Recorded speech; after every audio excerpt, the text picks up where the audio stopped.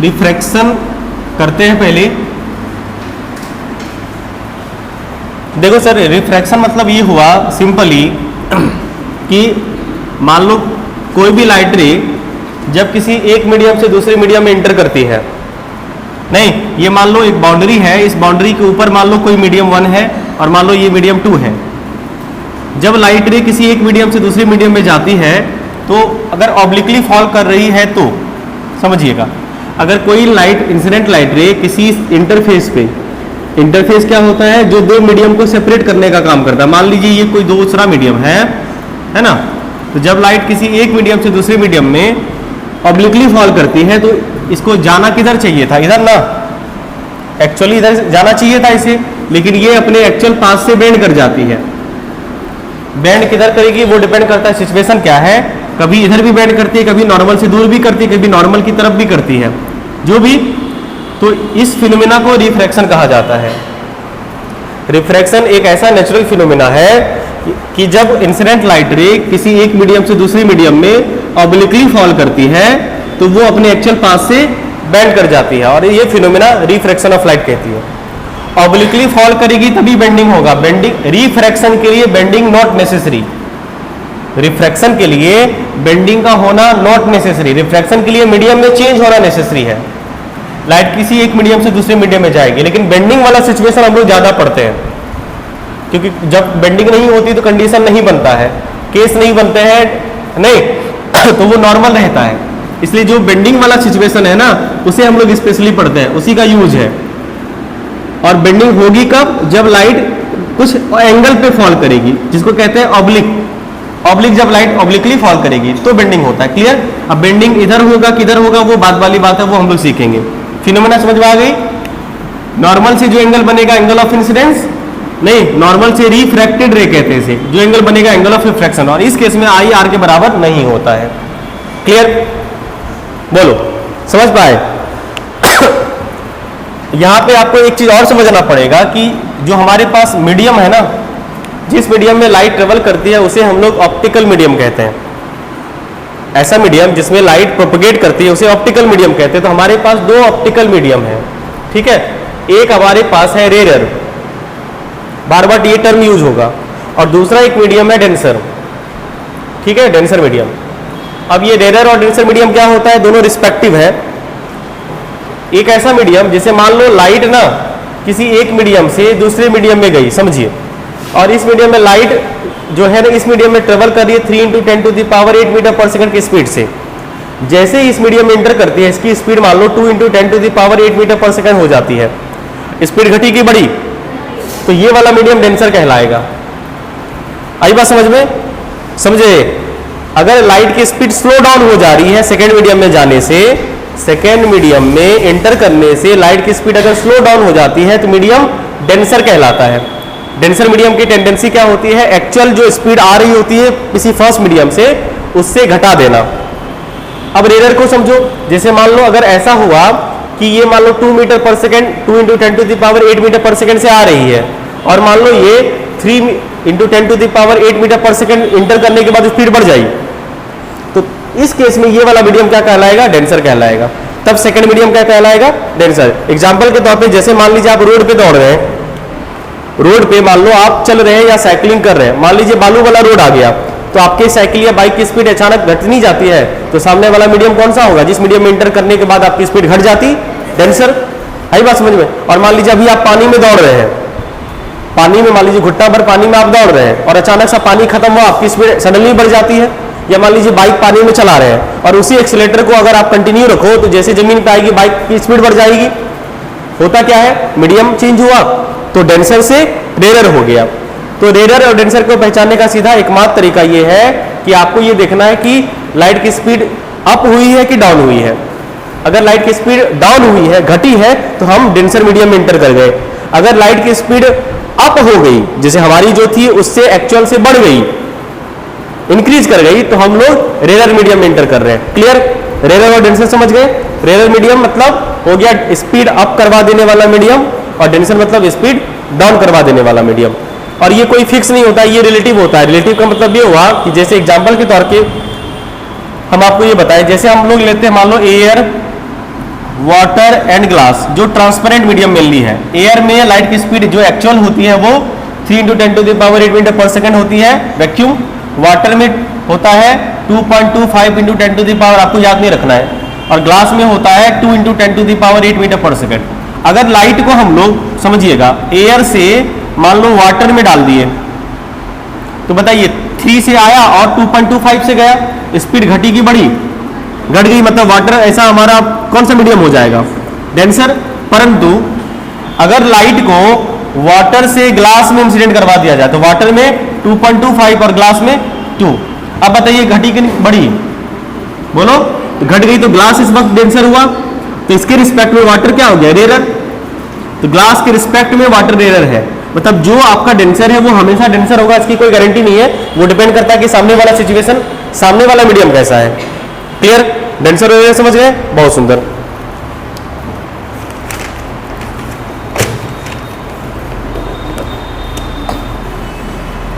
मिटाए से। अब देखो इसके भी दो नियम है। पहला नियम तो कॉमन है, जो फर्स्ट लॉ है इसका, इंसिडेंट लाइट रे, रिफ्रैक्टेड लाइट रे और नॉर्मल तीनों एक ही पॉइंट पे होते हैं, तो फर्स्ट में कोई ज्यादा दिक्कत है नहीं। फर्स्ट हम लोग समझ चुके हैं पहले भी, तो फर्स्ट सेम है नहीं।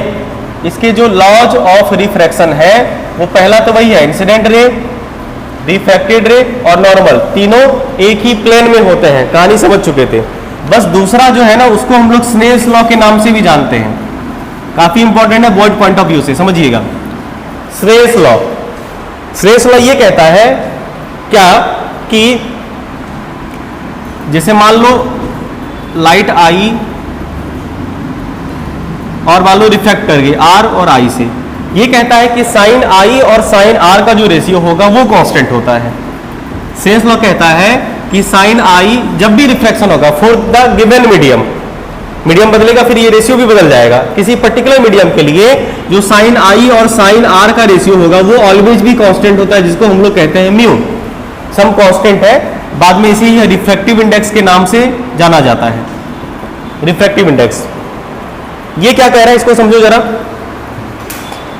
ये कहता है sine i by sine r constant, तो एक काम करो, इसका मतलब जैसे हमने एक गिवन पेयर ऑफ मीडियम लिया, एयर वाटर, मान लो हमने एक एयर और एक मीडियम एक वाटर लिया, और 3 एक्सपेरिमेंट हमने 3 स्टेप में करे इस चीज को। फर्स्ट केस में हमने क्या करा समझिए, लाइट को I1 इंसिडेंट एंगल से इंसिडेंट करवा दिया, तो एंगल ऑफ रिफ्रैक्शन मान लीजिए R1 आया होगा, समझ रहे हैं? ठीक, तो साइन I1 और साइन R1 का वैल्यू निकाल लेते हैं। मान लीजिए ये आया आपका μ1, मान लेते हैं, गुड। दूसरा केस में हमने क्या किया, मीडियम, पेयर ऑफ मीडियम नहीं बदला है। दूसरे केस में आपने I2 कर दिया, तो भाई एंगल ऑफ रिफ्रैक्शन भी तो चेंज हो जाएगा, R2 हो गया। फिर से हमने यहाँ पे sign I2 by sine R2 निकाल लिया, मान लीजिए μ2 आया होगा, कुछ आया वैल्यू, निकाल लिए। तीसरा एक केस और लेते हैं, इसमें मान लीजिए हमने I3 से इंसिडेंट करवाई और ये R3 से चली गई। यहां भी हमने क्या किया, साइन I3 और साइन R3 का रेशियो निकाला, मान लो μ3 आया। For a given pair of medium, medium नहीं बदला हमने, क्या बदला हमने, एंगल ऑफ इंसिडेंस, जिसकी वजह से क्या बदला, एंगल ऑफ रिफ्रैक्शन, उसका रेशियो निकाला हमने। देखा ये गया कि तीनों एक ही है, सेम है।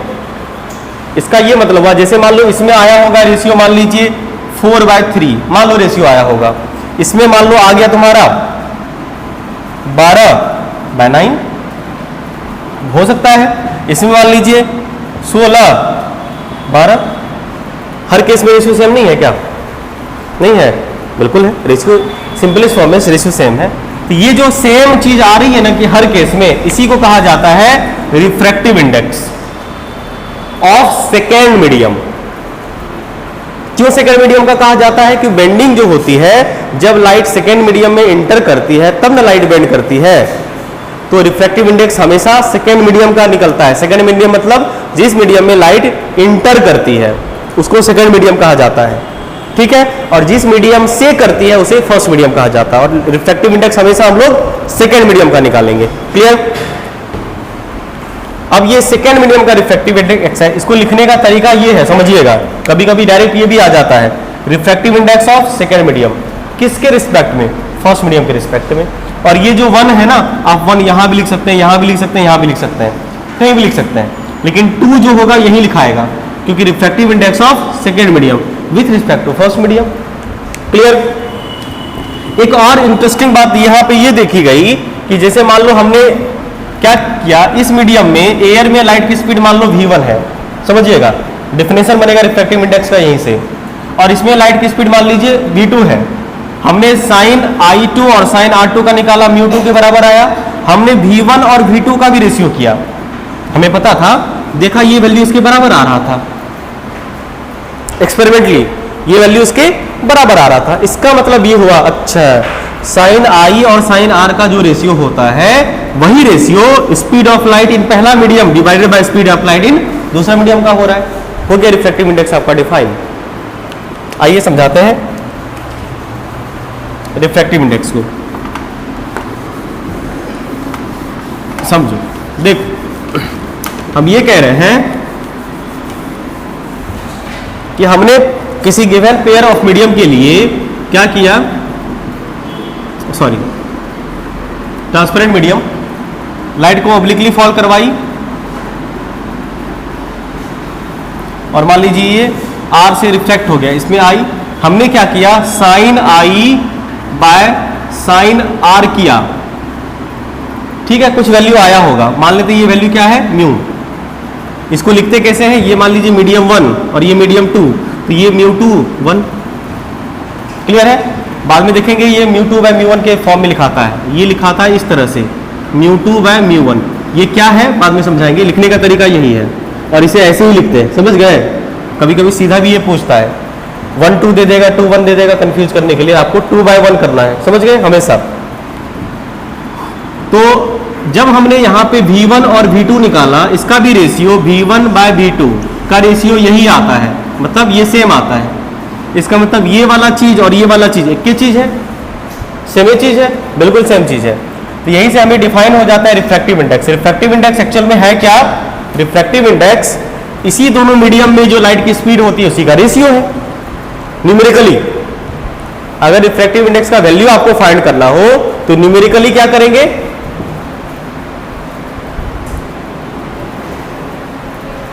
न्यूमेरिकली क्या होगा, स्पीड ऑफ लाइट जो दोनों मीडियम में है उसी का रेशियो होता है, समझ गए, स्पीड ऑफ लाइट न्यूमेरिकली।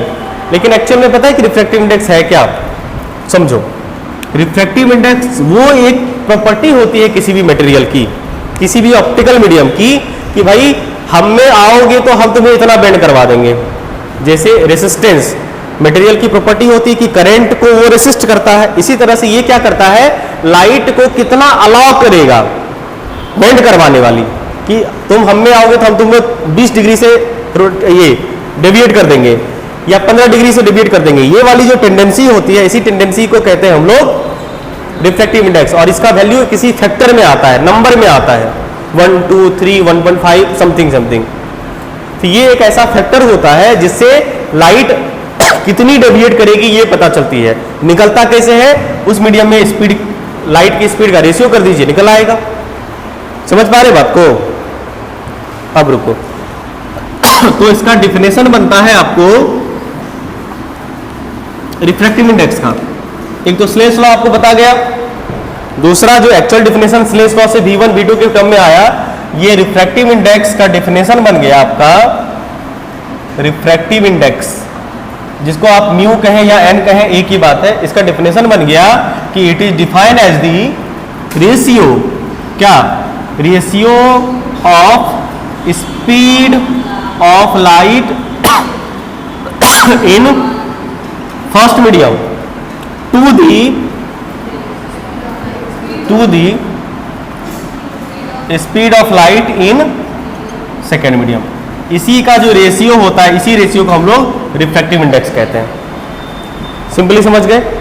अब यहां पे इसके दो टाइप्स बनते हैं। एक होता है कि मान लो अगर पहला वाला मीडियम एयर हो तो हो तो कुछ भी सकता है, लेकिन अगर फर्स्ट मीडियम को हमने फिक्स कर दिया एयर, तो उस केस में जो सेकेंड मीडियम का रिफ्रैक्टिव, हर केस में सेकेंडरी मीडियम का रिफ्रैक्टिव इंडेक्स आएगा ना, लेकिन अगर पहला मीडियम एयर हो तब जो सेकेंड मीडियम का रिफ्रैक्टिव इंडेक्स आता है उसे हम लोग एब्सोल्यूट रिफ्रैक्टिव इंडेक्स कहते हैं। आई बात समझ में? इसके दो टाइप आपको हो गए, समझिए। आप सोच रहे हैं रिफ्रैक्टिव इंडेक्स उड़ा दे,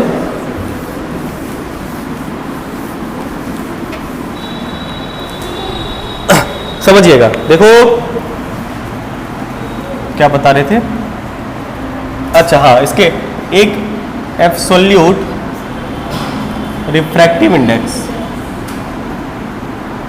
ये क्या होता है कि अगर फर्स्ट मीडियम हमारा फिक्स हो जाए, और वो क्या, एयर या वैक्यूम, ठीक है, एयर या वैक्यूम हो जाए पहला मीडियम हमारा, तो सेकेंड मीडियम कुछ भी चलेगा, सेकेंड वाटर हो, ग्लास हो, डायमंड हो, कोई भी ट्रांसपेरेंट मीडियम सेकेंड चलेगा, समझ गए?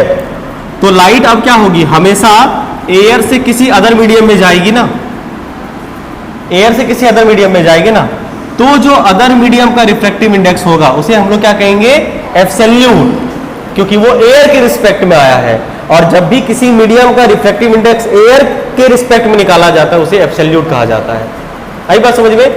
इसे क्या कहेंगे, एब्सोल्यूट रिफ्रैक्टिव इंडेक्स क्या होता है, refractive index of second medium, नहीं, विथ रिस्पेक्ट टू एयर। ये क्या है, ये रिफ्रैक्टिव इंडेक्स ही है, लेकिन किसका, सेकेंड मीडियम का एयर के रिस्पेक्ट में। तो भाई इसका फॉर्मूला क्या बनेगा, speed of light in air या वैक्यूम, या divided by speed of light in medium, हो गया एब्सोल्यूट। और इसी को कहा जाता है C equal to, sorry, mu equal to C by V, ये है। अगर यहाँ पे 1 2 ऑल बॉल कुछ ना लिखा रहे, मतलब समझ लीजिए कि ये एब्सोल्यूट की बात की गई है, और यहाँ पे ये C क्या, म्यू क्या है, किसी भी मीडियम का, ये मीडियम वाटर कुछ भी होगा, और इसमें आपको जैसे दूसरा लिखने की जरूरत नहीं, जैसे आप ये मान लो सेकेंड मीडियम है तो 2 हो गया, आपको 1 लिखने की जरूरत नहीं है। अगर आपने 1 लिख दिया तो फिर गड़बड़ हो जाएगा, 1 नहीं लिखना आपको, यहाँ पे कुछ नहीं लिखना, इसका मतलब एयर के रिस्पेक्ट में। जैसे यहाँ पे हमने म्यू जी लिखा, इसका मतलब ये क्या है, refractive index of glass, absolute. ये क्या है, refractive index of glass, absolute. समझ रहे बात को, absolute refractive index of glass को ऐसे लिखेंगे। अगर यहीं पे हमने ये लिख दिया रिफ्रैक्टिव, मतलब नहीं कुछ है ना, इसका मतलब एयर है। आप नहीं लिखते हैं एयर को, जब लिखवे नहीं करते हैं वही तो बोल रहे हैं कि नहीं लिखा हुआ, इसका मतलब एयर हुआ ना, नहीं लिखा जाता है, लिखने जाता तो फिर लिख कैसे देंगे। 2 साल हुआ है, 12th दे दी है, 10th में पढ़ी है, और अभी भी इसको नहीं पता कि नहीं लिखते हैं। नहीं लिखते हैं, लिखा नहीं जाता है, इसका ये मतलब निकलता है कि वो एब्सोल्यूट है, इसलिए तो लिखा नहीं जाता है। कैसे लिखते हैं समझ गए, लिखते कैसे हैं समझे? हाँ, ये एब्सोल्यूट हुआ तो निकलेगा कैसे सर? तो भाई दोनों मीडियम में लाइट की स्पीड दे दी जाए, तुम्हें निकाल देंगे फटाफट। जैसे जैसे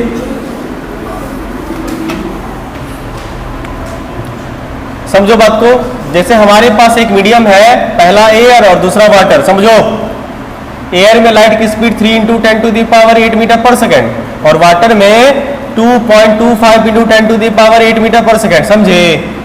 अब लाइट ना एयर से वाटर में गई है तो किसका रिफ्रैक्टिव इंडेक्स निकलेगा? जिसमें लाइट जाती है, वाटर में गई है ना, तो वाटर का रिफ्रैक्टिव इंडेक्स निकलेगा, रिफ्रैक्टिव इंडेक्स निकलेगा वाटर का। चुप्पो, रिफ्रैक्टिव इंडेक्स किसका निकलेगा? वाटर का। क्या करोगे? Speed of light in air divide by speed of light in water. बोलो, speed of light in air कितना है? 3 × 10⁸, और वाटर का 2.25 × 10⁸। कट्टो कट्टो खत्म, तो हो गया तुम्हारा 300/225। कुल मिला के कितना हो जाएगा? 12/9। ठीक है, 12/9 को कहा जाता है 4/3। रहने दो 4/3, समझ गए? या इसको 1.33 भी कह सकते हैं। देखो कोई यूनिट वगैरह बचा क्या? नहीं होता है। क्यों नहीं होता है यूनिट? क्योंकि ये जो सिमिलर फिजिकल क्वांटिटी का रेशियो है ना, तो सिमिलर फिजिकल क्वांटिटी यूनिटलेस होती है, का रेशियो यूनिटलेस होता है, नो यूनिट नो डायमेंशन, समझ गए? इसका यूनिट और मैक्स, हाँ एक चीज यहां पे और पूछा जाता है, maximum value of refractive index, absolute refractive index का मैक्सिमम वैल्यू कितना हो सकता है? 1, क्योंकि एयर से किसी दूसरे मीडियम में जानी है, दूसरा मीडियम में लाइट की स्पीड ज्यादा कितनी हो सकती है? एयर के बराबर, उससे ज्यादा तो नहीं ना हो सकती है। तो भाई एयर से एयर में गई, एब्सोल्यूट कितना आएगा? 1। रिलेटिव तो ज्यादा भी होगा कम होगा। एब्सोल्यूट रिफ्रैक्टिव इंडेक्स का मैक्सिमम वैल्यू 1 हो सकता है, समझ गए? अदरवाइज ऑलवेज भी लेस देन 1। एक केस में 1 होता है मैक्सिमम है, देखो क्या किसका मिनिमम?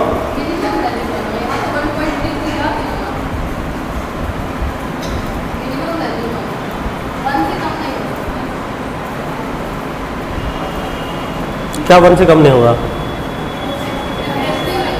किसका?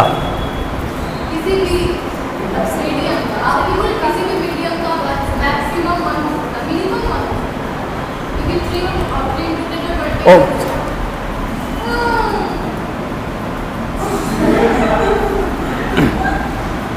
पहला मीडियम एयर, दूसरा मीडियम ज्यादा से ज्यादा क्या हो सकता है? एयर, मतलब मैक्सिमम स्पीड वाली, ठीक है? तो उसका वैल्यू कितना आया तुम्हारा? 1 आया। लेकिन इसके अलावा अगर कोई ऐसा मीडियम इंट्रोड्यूस करवाओगे तो उसकी स्पीड तो एयर से कम में ना होगी, तो नीचे वाला एयर की स्पीड से कम में आएगी, यानी नीचे वाला फैक्टर घट ही गया। तो हमेशा ये वैल्यू कितना हो गया तुम्हारा? सॉरी 1 से ज्यादा नहीं, तो मिनिमम कितना हो सकता है? 1, अदरवाइज हमेशा उससे ज्यादा होगा।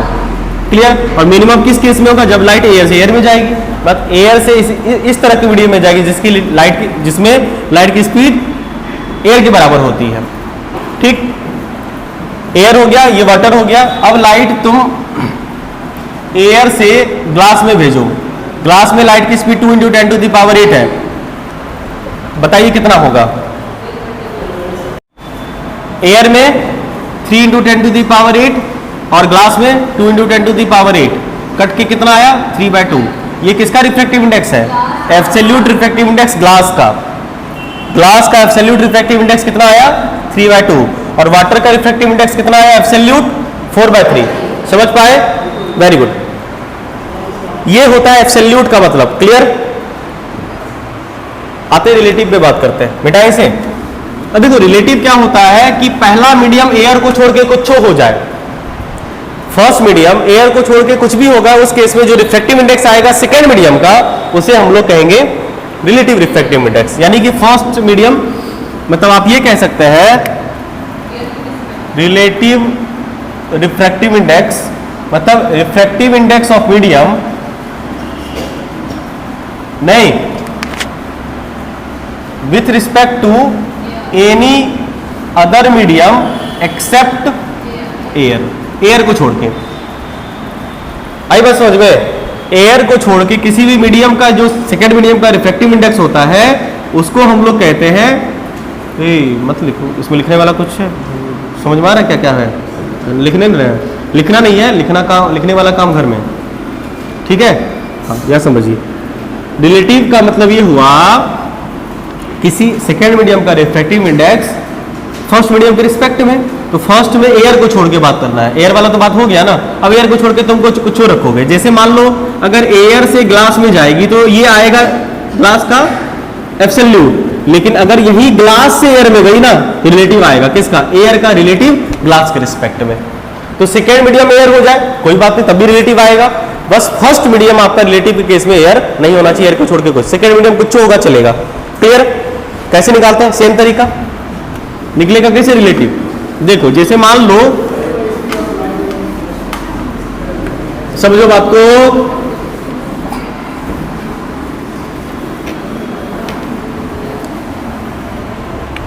बात को समझिए। जैसे ये मान लीजिए वाटर है, वाटर में लाइट की स्पीड 2.25 × 10⁸, और ये मान लीजिए ग्लास है, ग्लास में लाइट की स्पीड 2 × 10⁸। क्लियर? अब बताइए लाइट अगर वाटर से ग्लास में गई है तो किसका रिफ्रैक्टिव इंडेक्स निकलेगा? ग्लास का, सेकेंड मीडियम का। तो रिफ्रैक्टिव इंडेक्स लिखते कैसे वो समझा रहे हैं। Refractive index of glass with respect to water. अब ये वाटर आप यहां लगाओ, डजंट मैटर, समझे? या यहां लगाओ, यहां लगाओ, यहां लगाओ, यहां लगाओ, कहीं भी लगाओ, कोई फर्क नहीं पड़ता है, लेकिन लगाना पड़ेगा। ऐसा नहीं कि रहने देते हैं, नहीं लगाते, नहीं लगाना पड़ेगा। Refractive index of glass with respect to water. तो क्या होगा, पहला मीडियम में लाइट की स्पीड मतलब v1/v2 होता है ना, तो v1 कितना, w/g कितना आएगा, सॉल्व करिए तो vw कितना है आपका 2.25 × 10⁸ और vg कितना है सर 2 × 10⁸। कट्टो कट्टो मतलब ये आ गया आपका कितना 9/8, 9/8 आया। किसका? Reflective index of glass, refractive index of glass, relative refractive index of glass with respect to water.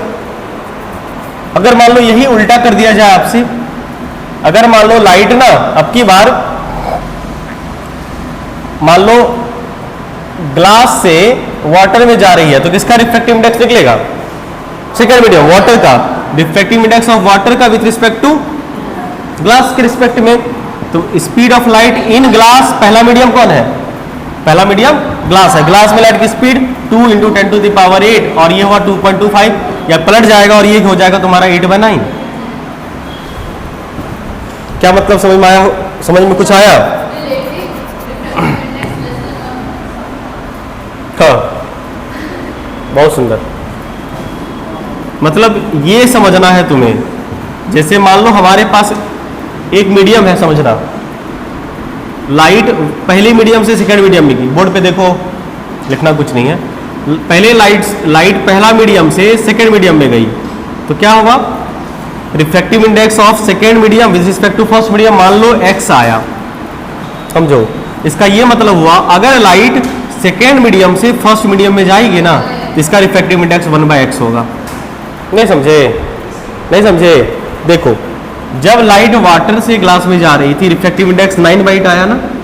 तो जब हमने मीडियम बदल दिया, यानी पहला मीडियम को वाटर ना ग्लास बना दिया, देखो, और दूसरा मीडियम को वाटर बना दिया, तो मीडियम रिवर्स हुआ। ये भी चीजें रेसिप्रोकल नहीं हो गई, देखो 8/9। आई बात समझ में? है? बोलो। अगर हम तुमसे ये कहें, मिटाए से, अगर तुमसे हम ये कहें कि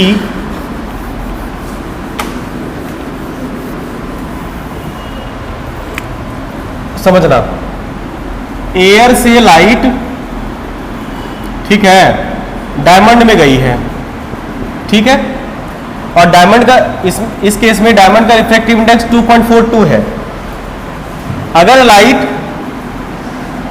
डायमंड से एयर में जाएगी तो बताइए एयर का रिफ्रैक्टिव इंडेक्स कितना होगा? 1/2.40। सिंपल सी बात होगी। मीडियम बदल गया, कंडीशन बदल जाएगी, रेसिप्रोकल हो जाएगा। आई बात समझ में? बोलो पक्का। अब आओ कहानी को आगे बढ़ाते हैं। रिलेटिव समझ गए? रिलेटिव समझ गए? एब्सोल्यूट समझ गए?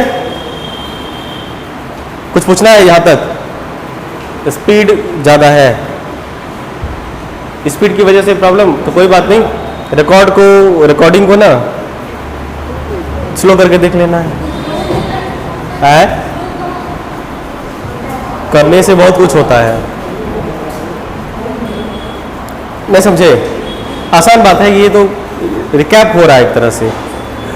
रिलेटिव सिंपल सी बात है, एब्सोल्यूट होता है, देखो निकालने का तरीका v1/v2, रिफ्रैक्टिव इंडेक्स निकालने का तरीका v1/v2 ही है। पहला मीडियम में लाइट की speed divided by second medium में लाइट की स्पीड। इससे आपको कोई भी रिलेटिव भी आ जाएगा और एब्सोल्यूट भी आ जाएगा, लेकिन एब्सोल्यूट में पहला मीडियम हमारा फिक्स हो जाता है एयर, और रिलेटिव में कुछ होगा, कोई फर्क नहीं पड़ेगा। पहली बात, अगर रिलेटिव रिफ्रैक्टिव इंडेक्स नहीं, कोई भी रिफ्रैक्टिव इंडेक्स की बात करें कि दूसरा मीडियम का रिफ्रैक्टिव इंडेक्स पहले मीडियम के रिस्पेक्ट में अगर x आया, तो पहला मीडियम का रिफ्रैक्टिव इंडेक्स सेकेंड मीडियम के रिस्पेक्ट में 1/x होगा। यही होता है नॉर्मल सी बात, समझे? अब देखो एक बात जरा बताओ हमें,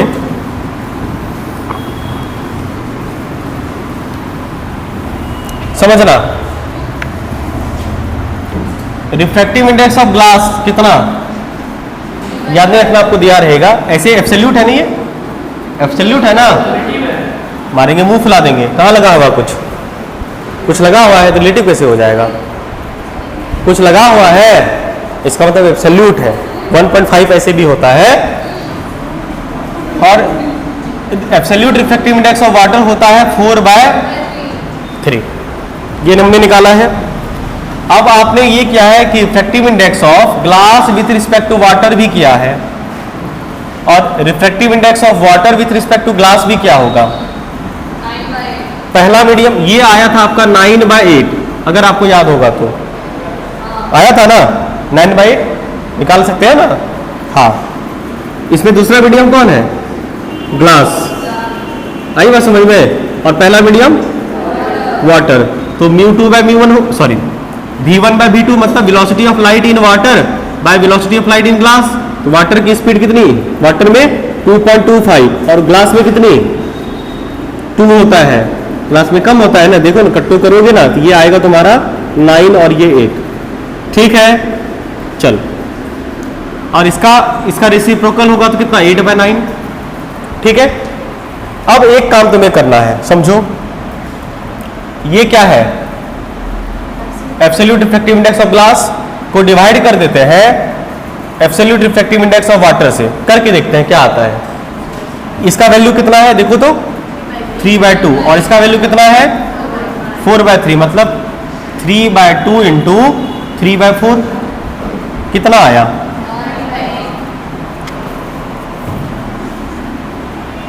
सेम है। इसका मतलब ये हुआ, ये इसका फॉर्मूला नहीं बन गया, नहीं बना, इसका फॉर्मूला बना। बिल्कुल यही चीज होता है और इसी पे ज्यादा सवाल होता है। मतलब आप ये कहेंगे कि refractive index of glass with respect to water equal to absolute refractive index of glass divided by absolute refractive index of water. मतलब जो दो मीडियम होगा उसी दो मीडियम का रखना है। आप ये बताइए यहाँ पे सेकंड मीडियम कौन है? बोलो ग्लास। फर्स्ट मीडियम कौन? वाटर। गुड। ये क्या है? सेकेंड मीडियम का रिफ्रैक्टिव इंडेक्स बाय फर्स्ट। देखो बोले थे ना μ2/μ1 लिखते हैं, μ1/μ2 नहीं लिखते हैं। आई बात समझ में? और यही है आपका स्नेल्स लॉ, जो μ2 1 होता है और μ2/μ1 के टर्म में लिखाता है। कैसे ये लिखा है समझे? यहां से ये चीजें होती है। क्लियर? बोलो। इस तरह से ये लिखाता है μ2/μ1। परंतु अगर ये हुआ, देखो ये रिलेटिव रिफ्रैक्टिव इंडेक्स हुआ, उसको हम लोग एब्सोल्यूट रिफ्रैक्टिव इंडेक्स। देखो रिलेटिव रिफ्रैक्टिव इंडेक्स निकालने के दो तरीके, या तो दोनों मीडियम में लाइट की स्पीड पता हो आपको, या दोनों का एब्सोल्यूट पता हो। अगर आपको दोनों मीडियम में लाइट की स्पीड पता होगी तो सीधा v1/v2 कर दोगे, या अगर दोनों मीडियम का एब्सोल्यूट पता हो तो आप क्या करोगे? μ2/μ1 कर देंगे। ये चीजें ध्यान रखनी है आपको। एब्सोल्यूट के सेंस में 2/1 और वेलोसिटी के सेंस में 1/2। कोई दिक्कत नहीं ना? पक्का? गुड। एक सवाल बना के दिखाइए, एक सवाल बना के दिखाइए।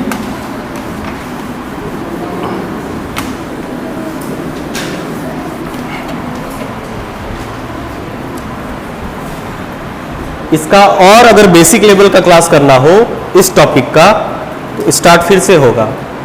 उसके लिए आपको इसी बीच में 10th में, क्लास 10th में, अगर आपको मान लो तब तक ये कवर हो जाता तो ठीक है।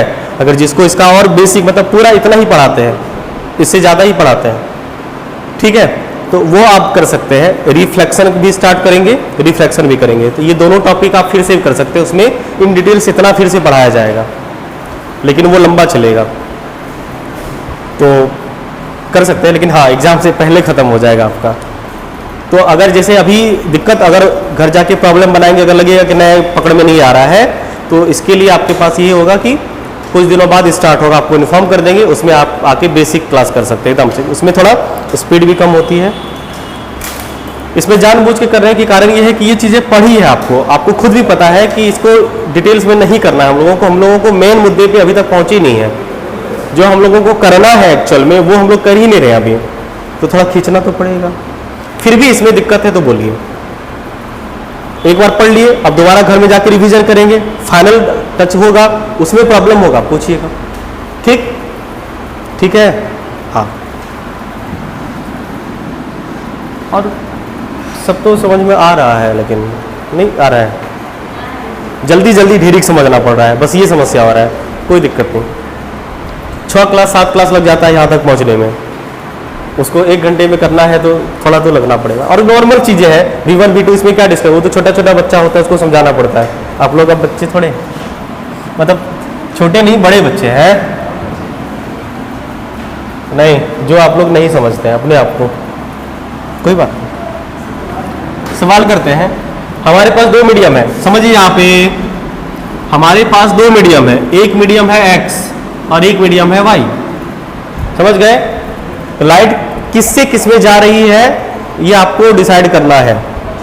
क्या मान लो अगर हम आपको ये कहें कि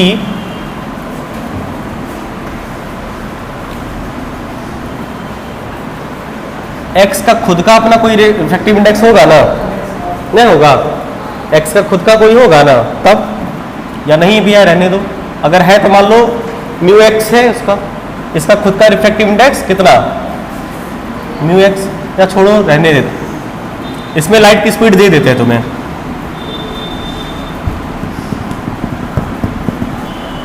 लाइट की स्पीड मान लो 1.5 × 10⁸ मीटर पर सेकेंड, ठीक है, और इसमें मान लो तुम्हें हम दे दिए 2.5 × 10⁸ मीटर पर सेकेंड, कोई दिक्कत नहीं ना।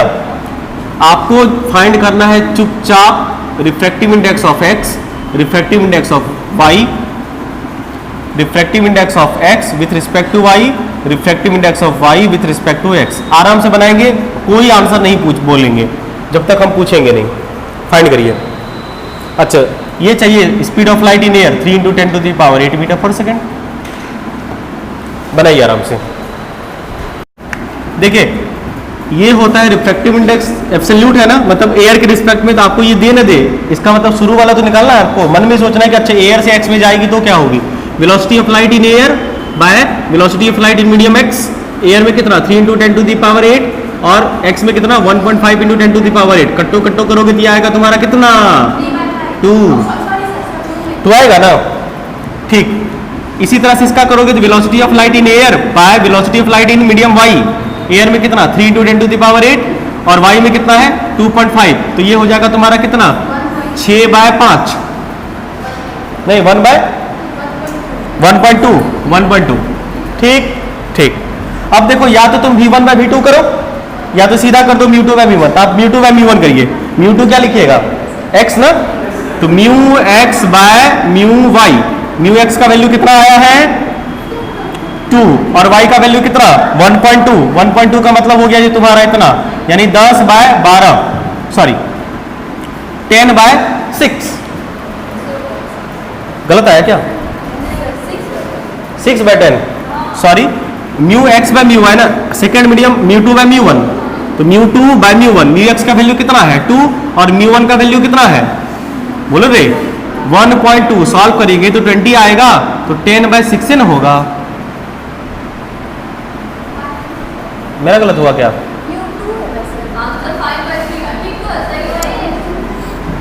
सेकेंड मीडियम कौन है जिसका रिफ्रैक्टिव इंडेक्स, तो μ2/μ1 करते हैं, सेकेंड बाय फर्स्ट, तो इसका वैल्यू कितना है 2, इसका वैल्यू कितना है समझे 5/3, इसका वैल्यू कितना हो जाएगा 3/5 बिना सॉल्व किए, क्लियर है पक्का, ठीक है।